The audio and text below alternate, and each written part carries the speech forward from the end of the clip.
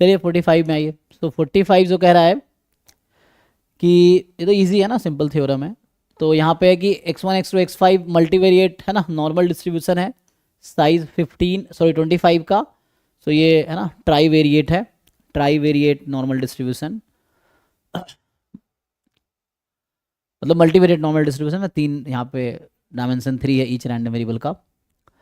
तो आपको पता ही है जैसे सैम्पल वेरिएंस एस स्क्वायर लिखते हैं यूनिवेरिएट केस में, जब हम लोग मतलब इन्फेरेंस में सिंपल हम लोग क्या लिखते हैं, एस स्क्वायर होता है 1/n-1 समेसन एक्स आई माइनस एक्स बार का होल स्क्वायर।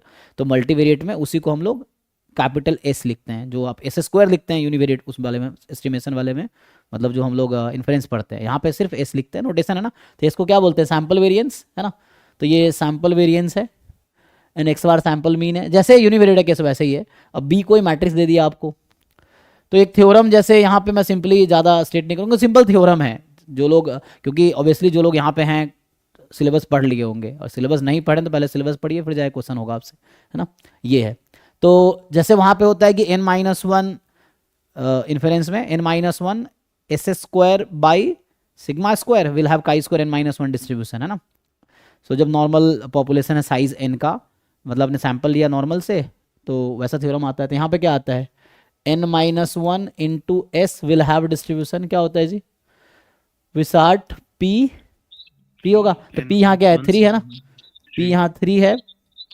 तो और कितना, हाँ मतलब अच्छा वैसे मैं थ्योरम लिखूँ तो n-1 कॉमा सिग्मा, यही ना, ये थ्योरम है, मैं सिर्फ थ्योरम की बात कर रहा हूँ। तो ये एक तो ये थ्योरम है सिंपल। अब होता क्या, जैसे यहाँ पे बी मैट्रिक्स लगा दिया, तो मान लीजिए बी मैट्रिक्स है, इसका रैंक कितना है, अगर बी मैट्रिक्स है जिसका रैंक आर है एग्जाम्पल के लिए, तो क्या होता, n-1 time B S B transpose, मैं थ्योरम ही लिख रहा हूँ, ये थ्योरम का पहला पॉइंट है, थ्योरम का दूसरा पॉइंट है, according to this condition this will have distribution what. यहाँ रैंक से मतलब नहीं आता है। नहीं नहीं, यहाँ पर रैंक अगर मान लीजिए बी इसका में रैंक हो जाएगा वो उसका ऑर्डर में। अगर इसका रैंक सेकेंड रो 0 होता तो भी सेम आंसर होता, नहीं I don't think. Chi square में वो रैंक से मतलब होता है, नहीं नहीं, यहाँ पे देखना पड़ेगा शायद, आइडेंटिफोटेड। देखना पड़ेगा। एनीवे यहाँ पर रैंक 2 है तो उसका कोई चक्कर नहीं है, क्योंकि रैंक 2 है तो उससे कोई दिक्कत नहीं है। तो अगर जो यहाँ पे ऑर्डर होगा बी डैश मैट्रिक्स का, वो आपका वो वेरिएट हो जाएगा बस। हाँ वो तो हम समझ रहे हैं जो कह सिग्मा। रहे हैं, उसकी दूसरी लॉजिक ये भी है कि इसका रैंक भी 2 है, तो मे बी यहाँ पे हो ना हो, लेकिन थ्योरम तो है रैंक के रैंक सेंस में। होता है तो क्योंकि अगर मैं एग्जांपल दे रहा हूँ 0 0 0 लगा दो, आप डिस्ट्रीब्यूशन निकाल के देखो, वो काई स्क्वायर आ जाएगा, विसार्ट नहीं आएगा। मतलब अगर मैं कह रहा हूँ रैंक होगा, आप इसको 0 कर दो, ठीक है ना, अब नहीं इसको आप इसको 0 कर दो, अब निकालो ये मैट्रिक्स, तो इसका डिस्ट्रीब्यूशन आएगा विसार्ट 1 है ना, फिर ये मतलब जो भी, तो सॉरी ये 3 है 1 कॉमा आपका 24 जो भी आएगा, है ना, क्या आता है बी सिग्मा, पहले इसका लिख देता हूँ ना।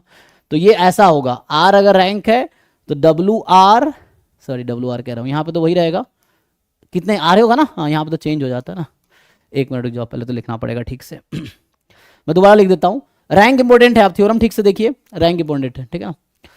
तो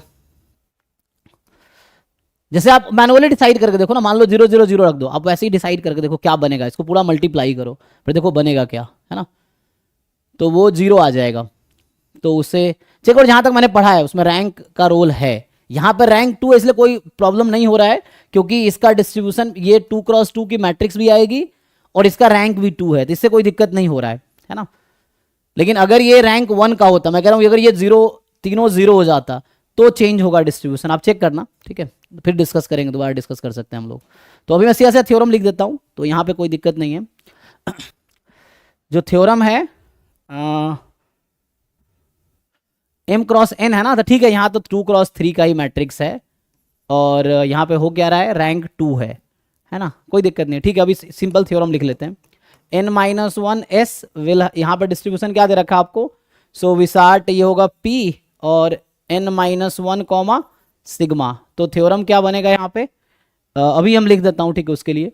सो n-s b और s b ट्रांसपोज, इसका क्या थ्योरम बनेगा बताइए जो आप जानते हैं। सो विसार्ट में क्या आएगा, बी का रैंक आएगा अंदर n-1 जैसे कि है सिग्मा। ठीक है, अभी रैंक आप m ले लीजिए, कोई दिक्कत नहीं है, ठीक है। ये b जो है रैंक एम है उसका, जैसे एम क्रॉस एन की मैट्रिक्स है ना, तो रैंक एम है, जैसे इसमें है सेम क्वेश्चन लेते, रैंक एम है तो क्या बनेगा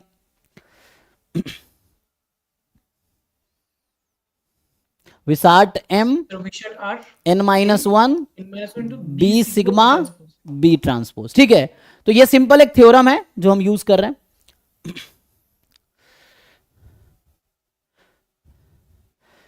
सो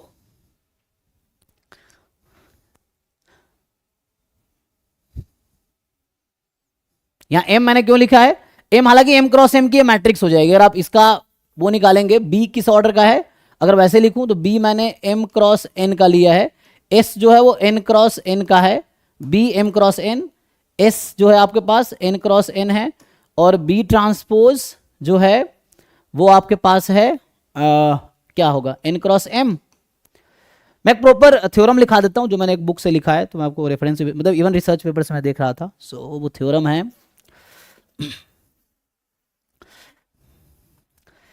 जो एग्जैक्ट थ्योरम है मैं वो लिखा देता हूं आपको। तो ये तो उसके टर्म में है ना, अगर मैं ऐसे आपको कुछ रिजल्ट वैसे ही पढ़े होंगे आपने कोर्स में तो पढ़े ही होंगे, लेकिन फिर भी तो ये जो एग्जैक्ट स्टेटमेंट था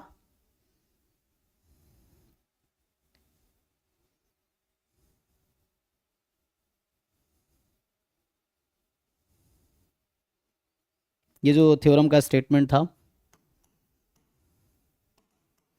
कि x हैज विसार्ट डिस्ट्रीब्यूशन, तो इसने जो लिखा है उसका नोटेशन ही फॉलो करता हूँ, विसार्ट n k कॉमा सिग्मा। ठीक है, now sigma positive definite matrix है ना, sigma is positive definite matrix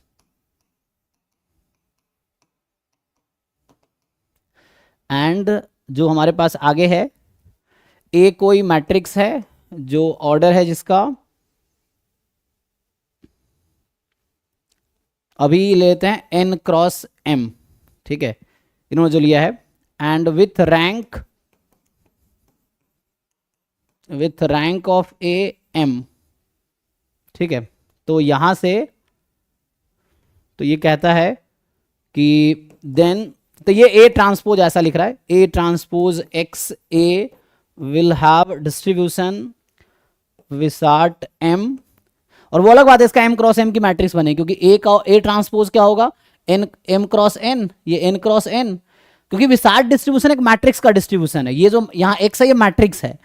ठीक है ना, ये वेक्टर नहीं है, इसको मैं लाइन हटा देता हूँ, सो वेक्टर से कंफ्यूज नहीं हो रही, ये एक मैट्रिक्स है, विसार्ट डिस्ट्रीब्यूशन जो एक मैट्रिक्स का डिस्ट्रीब्यूशन है। ठीक है, सो वो कोई मैट्रिक्स होगी अगर सिंपल वेक्टर होगा तो वो उसमें आ जाएगा, तो सिंपल अब ये मैट्रिक्स है, x is a matrix actually, तो रैंडम मैट्रिक्स है जिसका डिस्ट्रीब्यूशन ये है एन क्रॉस एन की मैट्रिक्स समझिए, एक्स जो है एन क्रॉस एन मैट्रिक्स होगा ना जी, है ना, चेक कर लो, तो एक्स एन क्रॉस एन की मैट्रिक्स है और वहां से आपका ये डिस्ट्रीब्यूशन है, बाकी करेक्ट करना कहीं गलत लिखो तो एक्स ट्रांसपोज ए एक्स जो होगा हमारे पास दिस इज के कॉमा ए ट्रांसपोज सिग्मा ए, है ना।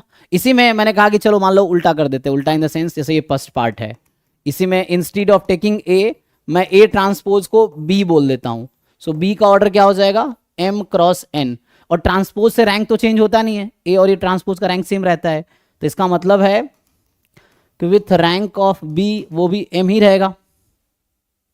ठीक है, तो यहां से क्या होना है, तो यहां से आना है देन, मतलब थोड़े से बुक में या इधर उधर चेक करो, जस्ट श्योर हो जाओ, ये कहना चाह रहा हूं मैं।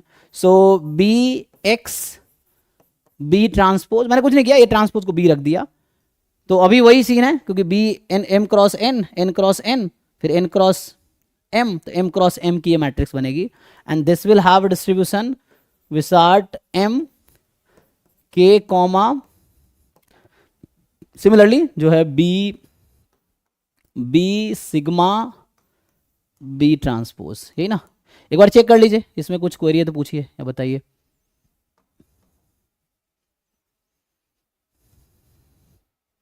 ठीक है, तो ये भेज दूंगा, ये आज ही मैं देख रहा था जस्ट, क्योंकि मैं क्वेश्चन इसको देख रहा था, क्योंकि मल्टीवेरिएट और रिग्रेशन मैंने नहीं पढ़ाए हैं, तो मुझे उसको सॉल्व करने के लिए खुद देखना पड़ता है कौन सा थ्योरम यूज होगा, है ना, ये चीज़ है। क्योंकि जब पढ़ाते हैं तो सारी चीज़ें याद रहती है क्योंकि रिसेंटली पढ़ाया है। तो लास्ट ईयर मैंने नहीं पढ़ाए थे दोनों सब्जेक्ट और इस बार भी नहीं पढ़ाए हैं, तो इस तरह से एनीवे ये थ्योरम यूज़ करेंगे। तो अभी के लिए सीधा सीधा क्वेश्चन पे आते हैं। तो ये थ्योरम आप यूज़ कर लेंगे तो इजीली आपका आंसर आ जाएगा। मैं कहना चाह रहा हूँ सिंपल है ना, ये एक थ्योरम यूज़ कर लो, इससे आपका आंसर आ जाएगा। तो यहाँ पे क्या है एक्चुअली, जो बी ट्रांसपोज मैट्रिक्स है वो 2x2 की मैट्रिक्स आएगी, है ना। अगर आप देखेंगे कि तो सीधा टू द पॉइंट मैं क्वेश्चन का ही सॉल्यूशन लिख देता हूँ। तो एक तो हम लोग ये जानते हैं कि ये जो n यहाँ पे 25 है, इस क्वेश्चन में n 25 है, तो 24s will have Wishart distribution of order 3 और 24 कॉमा सिग्मा, ठीक है। और जो इसने लिखा है 24 b transpose will have Wishart distribution 2 order होगा। ये ऑर्डर ऑफ द मैट्रिक्स है, मैं कह रहा हूं विसार्ड डिस्ट्रीब्यूशन एक मैट्रिक्स का डिस्ट्रीब्यूशन होता है, रैंडम मैट्रिक्स का, ठीक है। So it is a matrix, 3x3 की मैट्रिक्स है, ये एक 3x3 की मैट्रिक्स है, ये पूरी एक 2x2 की मैट्रिक्स है। तो इसलिए ये कह रहे हैं 2 है, लेकिन उसकी वजह ये भी है कि यहाँ रैंक 2 है, तो 2x2 की मैट्रिक्स भी है और रैंक भी 2 है यहाँ पे। सो यहाँ से आएगा 24 comma B sigma B transpose, ठीक है।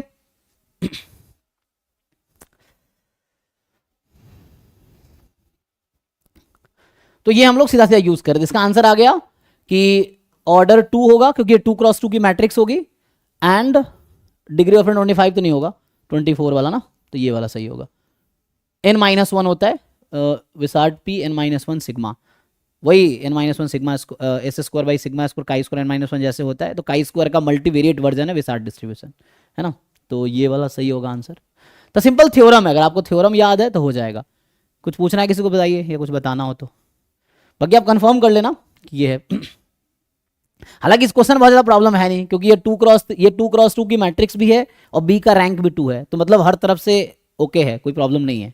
प्रॉब्लम तब होता है जब ये 1 रैंक की मैट्रिक्स हो जाती, तब प्रॉब्लम आती। ठीक है जी, आगे बढ़े। तो इसका सिंपल है। नेक्स्ट जो है